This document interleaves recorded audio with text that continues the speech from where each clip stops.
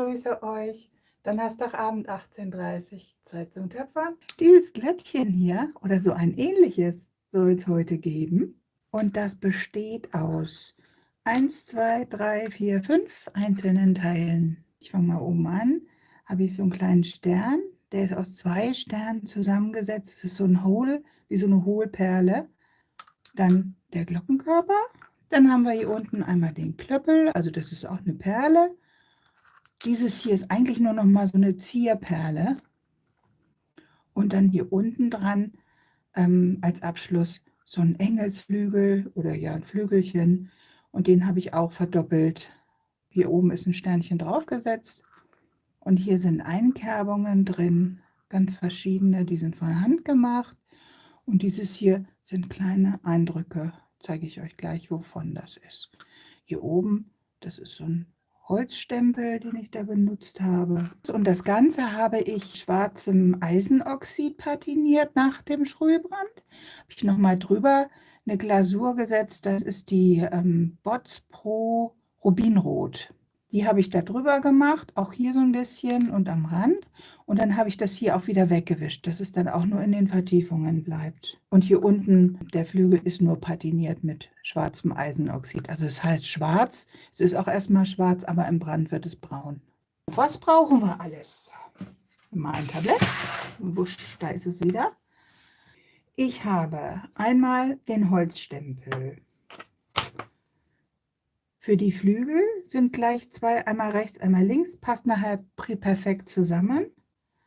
Dann habe ich hier für die kleinen Sternchen, kennt ihr das? Das ist so ein Bit vom Schraubendreher. Damit kann man prima diese kleinen, guck mal, diese kleinen Sternchen machen. Ganz süß.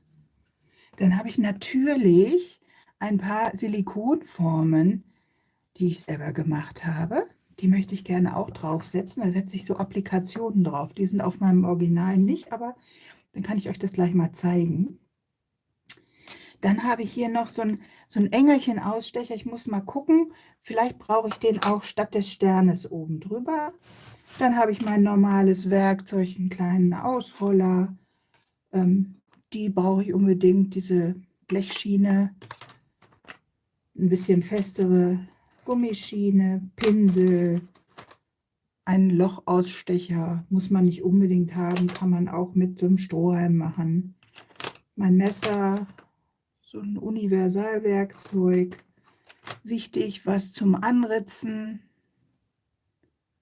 Mein Drahtbesen. Dann habe ich zum Einkerben, das ist so ein Dreiecks-Minischlinge gewesen.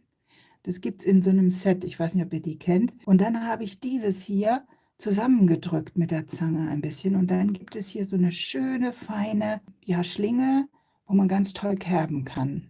Und dann noch so ein Kerbetool, das ist ein Diamantbit. Den habe ich mir abgeschnitten und habe das in so einen Griff von einem Messer hier reingefriemelt. Musste man so ein bisschen abschleifen, dann passte das gerade hier so rein. Einen Lochausschneider habe ich schon gezeigt. Mein Lochausstecher, das ist hier so ein Stückchen hartes Plastik, was ich gefunden habe, und ein Stückchen Schaschlikspieß. Passt hier schön rein, da kann man das immer gut rausschubsen, was man da ausgestochen hat. Und dann brauchen wir noch ein bisschen ein Spitzendeckchen vielleicht, wenn wir das mit dem Engelchen machen. Meine Mini-Ausstecher, da brauche ich heute das Sternchen. Der andere nicht. Das habe ich schon. Essig zum Applizieren und Tonschlicker, je nachdem. Wenn ich eine kleine Lücke ausfüllen möchte, nehme ich Tonschlicker. Will ich was draufsetzen, einfach nur glatte Fläche auf glatte Fläche draufsetzen, dann nehme ich meistens nur Essig. Aber hier ist auch ein bisschen Essig drin. Pinsel habe ich schon und natürlich mein Schälchen mit dem, hier ist ein Schwamm drin und da sprühe ich jedes Mal, bevor ich loslege, ein bisschen Backtrennspray drauf. Und natürlich brauche ich meine Rohlinge. Ich habe die Glockenformen gestern schon gedreht. Da habe ich ganz verschiedene gemacht. Einmal diesen hier und dann habe ich noch eine, Die werde ich heute benutzen. Und eine Rinderscheibe. So, dann setze ich mir die erstmal in die Mitte. Und ich möchte hier gerne so von hier bis hier sieht man es schon, so einen Rand haben. Das ritze ich mir hier mal ein. So, ich hätte gerne hier so ein Fries. Mal gucken, was ich da drauf mache. Hier unten, hier könnte ich vielleicht ein bisschen einritzen. Hier würde ich gerne so ein paar Applikationen draufsetzen. Und hier oben soll auch wieder ein Stern drauf. Jetzt habe ich die Mitte. Und da steche ich jetzt erstmal mit meinem... So. Das ist schon ganz gut lederhart. Also ich würde es zum Einkerben optimal. Um Applikationen draufzusetzen, sollte man es vielleicht noch ein bisschen eher machen, damit sie ganz sicher halten. Aber ich habe jetzt beides nicht machen können. Normalerweise hätte ich die Applikation drauf gemacht, während es noch ein bisschen feuchter ist und jetzt eingeritzt. Aber ja, weil ich es halt live machen wollte, muss das jetzt mal so gehen. Ich habe mir so ein Stückchen schon mal ausgerollt. Das ist noch so ein Rest, den ich hatte. Das kann man übrigens zwischen zwei Plastikfolien, wenn man so richtig schön dicke Folie nimmt und das gut einwickelt, dann hält sich das ewig weich. Das ist bestimmt schon 3 Wochen hier. Ich habe es jetzt ein bisschen dick. Ich rolle mir mal ein Stückchen dünner aus.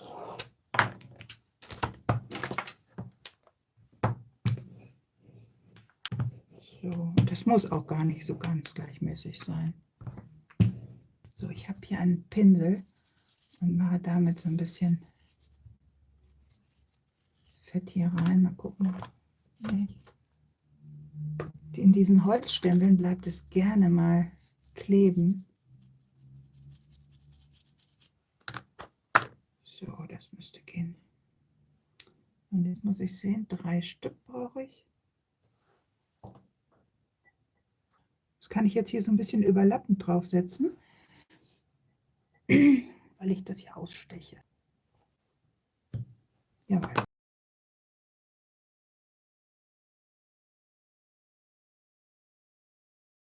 Jetzt habe ich hier die kleinen Sternchen.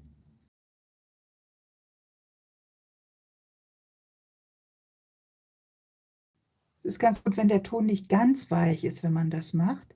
Dann lässt sich das ganz gut manipulieren, ohne dass man die Strukturen jetzt hier kaputt macht. Ich habe auch noch so ein bisschen Fett an den Fingern.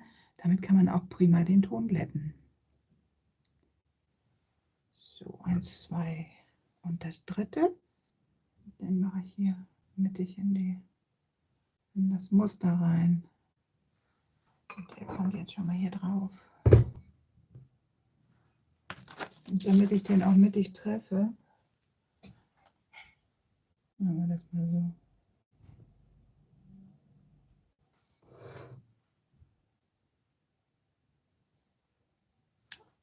So, jetzt nehme ich nur ein bisschen Essig.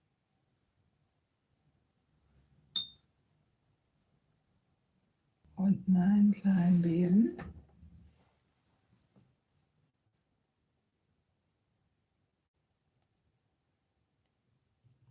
Also optimalerweise ist es immer so, wenn man was ansetzen will auf Ton, dass das Grundstück, was man hat, und das, was man dran setzt, ungefähr dieselbe Feuchtigkeit hat, weil der Ton ja beim Trocknen schrumpft und wenn das unterschiedlich schrumpft, gibt es dann gerne mal Risse.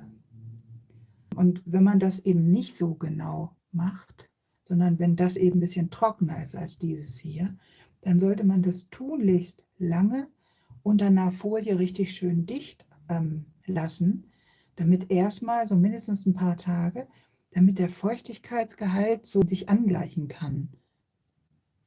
Und das Glätten mache ich auch mit ein bisschen Essig. Das müssen wir jetzt irgendwie so zusammenkriegen und so ist es ja noch, sind ja ganz viele Lücken. Wir wollen, dass es sich ein bisschen wölbt, so weit wie es irgendwie geht. Und dann müssen wir mal gucken, wie wir das hinkriegen.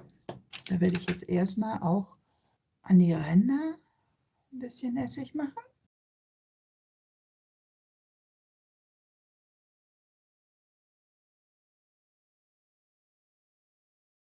Muss ich jetzt aber sehen, dass ich hier mir auch ein Hölzchen dazwischen mache, weil ich möchte das Bändchen hier durchfädeln.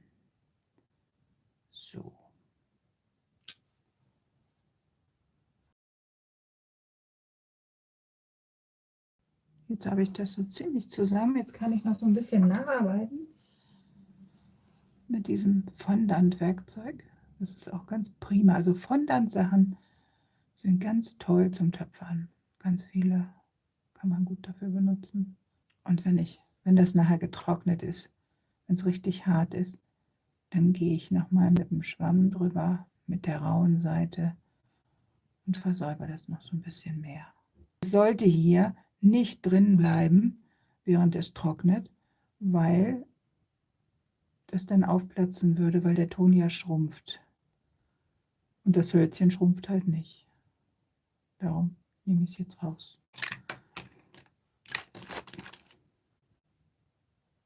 Das kann an die Seite. Ich möchte gerne hier in die Mitte was machen. Ich glaube, ich mache erstmal so eine Zapfenform.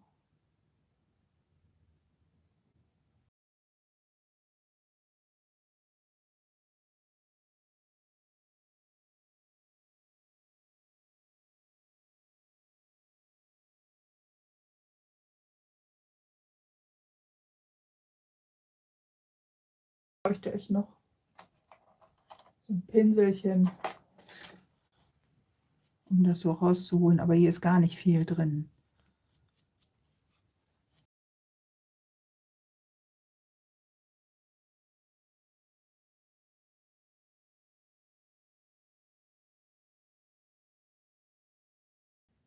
Ein kleines Sternchen draufsetzen. Ja.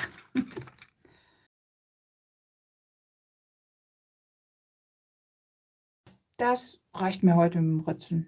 Mehr gibt es heute nicht. Aber es sieht schon mal ganz nett aus, finde ich. Guck mal, es sieht aus wie so kleine Kettengirlanden mit so Sternchen dran. Die kleinen Silikonförmchen, die ich mir gemacht habe, die kommen jetzt zum Einsatz. Da brauche ich aber ein bisschen feuchteren Ton. Und jetzt mache ich ein bisschen Öl in die Silikonform. So.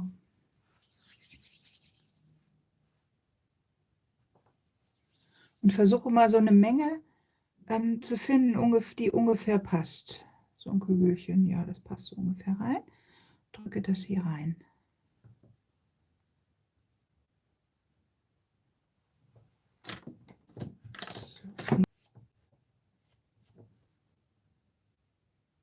So, ein kleines bisschen darf bleiben. Und jetzt möchte ich das hier dran setzen. Und da brauche ich jetzt mal ein bisschen Essig. Ich setze mal so in jedes von den Dingern, ich nehme das hier mal so als Maß, in jede Nische, Ecke. Wie heißt denn das? Das Gegenteil von der Ecke, von der Spitze. Setze ich so ein Ding rein und raue das schön an.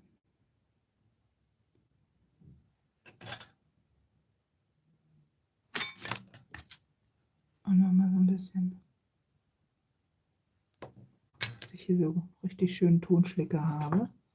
Setze das hier drauf, drücke das hier schon drauf und ja, hat funktioniert. Und ich habe das hier dran und das, was hier so drumrum ist, das kann ich später, jetzt kann ich schon mal so ein bisschen versäubern und kann das später versäubern und das sitzt bombenfest drauf. Dadurch, dass diese Förmchen hier so ganz rund und weich sind, schmiegt sich das so richtig toll an. Und ich werde sicherlich noch mehr Formen machen.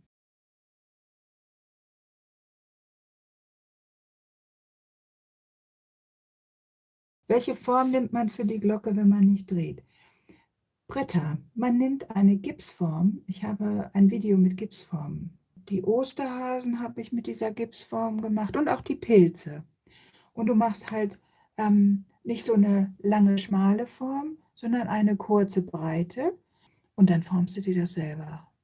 Es gibt mit Sicherheit auch Glockenformen, aber die muss man dann auch wieder kaufen. Jetzt kommen die Engelsflügel. Ein bisschen Öl hier rein. So, nicht zu viel, dann kommt es immer wieder raus. Jetzt nehme ich so ein Stückchen, was ich denke, ungefähr was dafür reicht.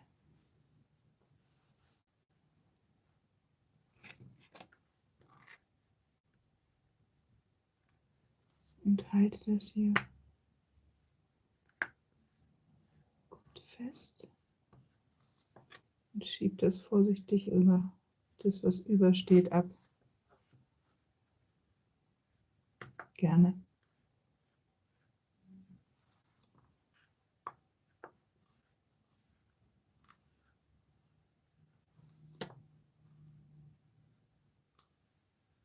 Und hier schaue ich, dass ich auch möglichst vom Rand alles abbekomme, dass hier also nicht so viel übersteht.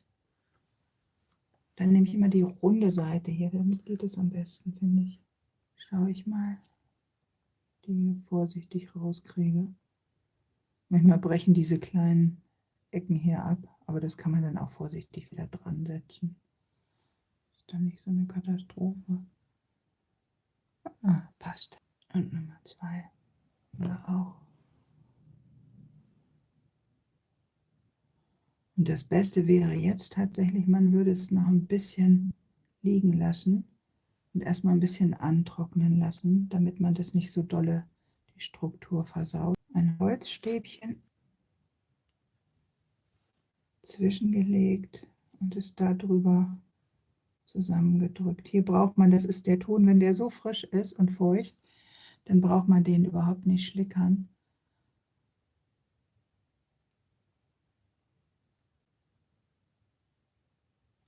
So. Und das mache ich jetzt erstmal nur so ganz vorsichtig, grob zusammen. Und wenn das ein bisschen fester geworden ist und stabiler ist, dann kann man das hier nochmal schön versäubern. Ich nehme das mal raus. So ist es ja nur, dass es so ein bisschen mehr Volumen bekommt und nicht so platt ist. Und dann könnte ich jetzt hier wieder ein Stückchen von meinem Kantaldraht nehmen und setze den hier rein. Das mache ich auch. So, und dann kann ich nämlich hier den Rest auffädeln, weil ich glaube, das brauche ich euch nicht zeigen. Das habe ich euch schon gezeigt, wie ich das hier mache, dass man hier einfach so eine Schlinge formt und die dann hier reinsteckt. Jetzt habe ich meine Teile alle fertig. Den Flügel, das Sternchen, das muss ich noch ein bisschen verzieren. Und die Kugeln, die hier unten noch dran kommen, da guckt ihr noch mal, am Anfang des Videos habe ich das gezeigt. Jetzt machen wir Feierabend, haben wir uns verdient. Dann danke ich euch fürs Zuschauen. Macht's gut, bis nächste Woche. Ciao, ciao.